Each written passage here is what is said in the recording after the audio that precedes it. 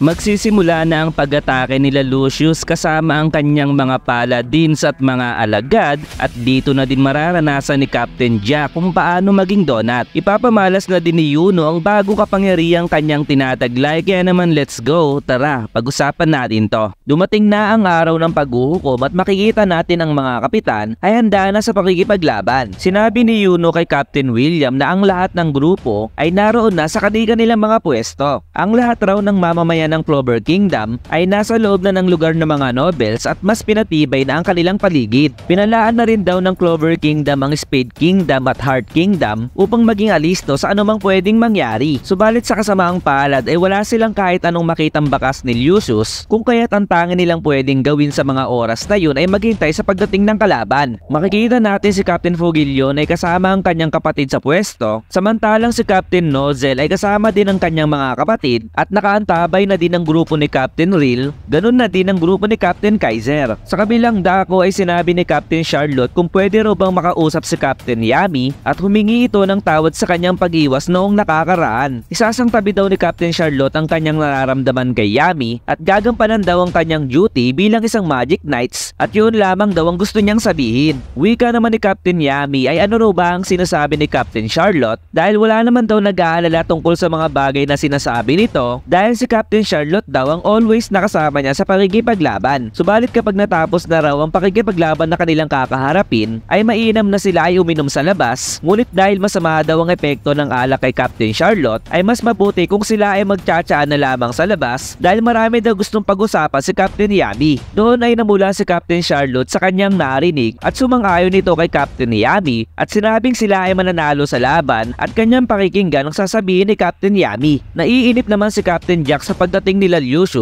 dahil gusto niyang hiwa-hiwain ang kanyang mga kalaban. Maya-maya lamang ay biglang lumabas si Lucius at bumati sa lahat na kinagulat nila Captain Yami sapagkat nasa tabi pala ni Lucius ang Vice Captain na si Natch. Minura ni Captain Jack si Natch dahil iniisip nito kung saan ito naglalagi dahil matagal daw itong hindi nagpakita at yun pala ay nakontrol na daw pala ito ni Lucius. Subalit ngumiti lamang si Natch at tila ba may napansin si Captain Jack na hindi tama at sa sumunod na eksena ay pinakita na lamang na naputas ang tiyan at naputol ang kaliwang kamay ni Captain Jack. Nagsuka ng tugo si Captain Jack at napansin na light magic ang ginamit sa kanya at doon ay nakilala ni Captain Yami ang kambal ni Natch na si Morgan. Pagkatapos noon ay binati ni Morgan si Captain Yami at sinabing matagal-tagal din nang uli silang magkita. Sa kabilang dako ay pinakita naman si Morris sa harap nila Captain Fogillion at makikita natin ang malaking pagbabago nito sa kanyang katawan na kinatuwa naman ni Mereoleona at sinabing kahit medyo mahihirapan sila ay magiging masaya siya sa pagsunog dito. Nagulat naman sila Captain Nozel sa kanilang nakita sapagkat ang nasa kanilang harapan ay walang iba kundi ang kanilang ina na si Aesir. Sa madilim na kalangitan ay biglang nagpakita ang napakaraming liwanag na nasisilayan ng mga mamamayan ng Clover Kingdom at doon mga kaibigan ay nagpakita ang napakaraming anghel or paladins ni Lucius at sinabi ni Lucius na simulan na ang pagbibigay ng biyaya na may kasamang kasiyahan sa buong mundo. Ngayon ay pag-uusapan natin ang mga nangyari sa chapter 354 dahil napakaganda ng idea dito mga kaibigan ni Lucius sapagkat binuhay niya ang mga namatay na malalapit na tao sa ating mga bida.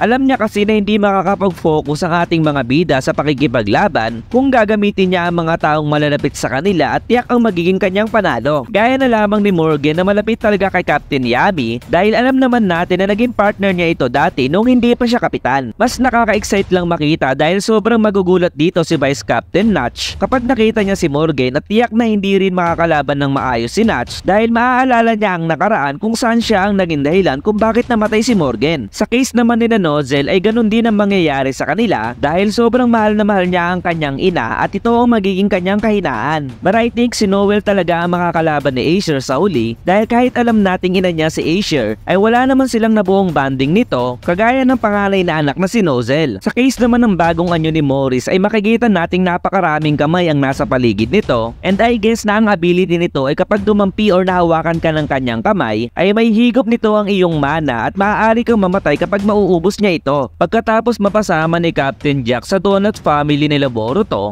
ay sinalo siya ni Captain Yami at umalalay naman si Captain William at ginamit ang kanyang magic. Sobrang galit ni Captain William ay sinugod niya si Lucius at sinabi nito na kung hindi dahil kay Julius ay wala siya kung nasaan man siya ngayon kaya naman itataya niya ang kanyang buhay upang mapigilan daw si Lucius. Subalit itong si Lucius ay nagpalit na ng kanyang anyo at ginamit ang time magic upang pigilan ang atake ni William, sabay sinabing hindi raw si William ang kanya makakalaban. Sumunod na pinakita ang sobrang pinagkaiba ng lakas ni William kay Lucius sapagkat walang kahirap-hirap na dinulog ang mahika nito at sinabing walang sino man sa ating mga bida ang may kakayahan upang lumaban sa kanya. Sa kabilang dako ay pinakita ang mga kampo ni Lucius sa kalangitan at ang mga ito ay magsasagawa na ng kanilang pag-atake. Takot na sinabi ng mga Magic Knights na kailangan nilang pigilan ang pag-atake ng mga ito dahil kung hindi raw ay mawawasak ang Clover Kingdom. Wika ng isang Magic Knight ay walang paraan upang pigilan ang pag-atake o protektahan nila ang sino man. At noon mga kaibigan ay sabay-sabay nagbuga ng light magic ang lahat ng tauhan ni Lucius. Habang papababa ang mahika ng mga kalaban sa Clover Kingdom ay walang magawa ang mga mamamayan o ang mga Magic Knights kundi pagmasdan na lamang ang mga ito at hintayin ang kanilang kamatayan. Ngunit maya-maya lamang ay pinakita ang Star Magic ni Yuno at ito ay nagsagawa ng mahika magpoprotekta sa Clover Kingdom. Sa pagprotekta ni Yuno sa Clover Kingdom ay napatanong ang mga tao kung ano ang mahika na yun dahil nagawa nitong harangin ang atake ng kalaban at iligtas ang lahat ng tao. Nang makita ni Yami si Yuno ay naisip nito na sa loob lamang ng isang taon at mahigit ay sobrang inilakas nito kung ikukumpara dati. Kaya naman si Yuno ay sumugod upang harapin si Lucius at na-realize naman ni Captain William na mas malakas na si Yuno kung ikukumpara sa kanya at doon ay sinabi ni Captain William na si Yuno na raw ang kapitan ng Golden Dawn. Naalala ni Yuno ang nangyari kay Asta kung paano naging pala din si Sister Lily at ang mga naging reaksyon ng mga bata sa ampunan nang malaman nila ang nangyari kay Sister at kay Asta. Kaya naman sinabi ni Yuno na hindi niya mapapatawad si Lucius, ngunit wala daw siya roon upang talunin ito dahil naroon daw siya upang siya ang hirangin maging susunod na Wizard King. Kaya naman ang tanging naging sagot lamang ni Lucius ay alam niya daw na si Yuno talaga ang dapat niyang pabagsakin sa lahat. Sinimula ng chapter 356 nang sinabi ni Lucius na si Yuno nga raw ay hindi may tatangging napakalakas subalit hindi raw sapat ang kapangyarihang tinataglay nito upang siya ay mapigilan sa kanyang mga plano. Sa kabilang panel naman ay pinakita ang mga Magic Knights kung saan sabay-sabay nilang inatake ng kanilang mahika ang isang Guardian Angel subalit tila ba hindi man lang ito dumikit sa kalaban at madali lamang winasak ang kanilang pag-atake.